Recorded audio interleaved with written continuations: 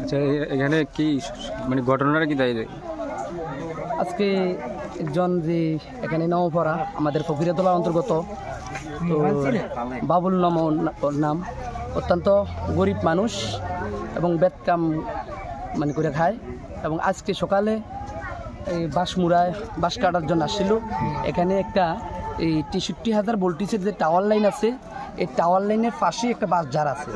ওখানে বাঁশ ঝাড়ের উপরে উনি উঠেছিল যে বাঁশটা লম্বা আছে, সেখান থেকে মানে গোড়া দিয়ে কাটলে যেহেতু নিচে টানতে পারবে না, সেজন্য অর্ধেক অর্ধেক করে কাটার জন্য চেষ্টা করেছিল, আমরা যতটুকু দেখেছিলাম আর কি। তো তখন মেডেলে যখন বাঁশটা কেটেছিল, এরপর তারটার উপরেই আগাটা পড়তোই মানে সঙ্গে সঙ্গে মানে উনি ধাপড়াচ্ছে, চিল্লাচ্ছে, সে বা এখানে যারা আসছিল এসে শুনলাম।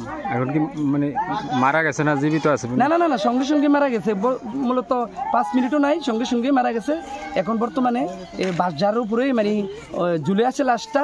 এবং সঙ্গে সঙ্গে আবার থানারে এবং ফায়ার সার্ভিসে মানে ফোন করেছিলাম, ওনারাও আসতেছে এক্ষুনি। তো এখানে যে বাঁশঝাড়ের উপরে মানে গরিব মানুষ বাঁশ কেটে বাঁশ বেত করে খায়, কিন্তু আজকে এই দুর্ঘটনা ঘটে গেল। তখন আমি এখানে ফকিরাতলা গ্রাম পঞ্চায়েতের উপপ্রধান, তার জন্য আমি সঙ্গে সঙ্গে আমি সেখানে চলে আসলাম।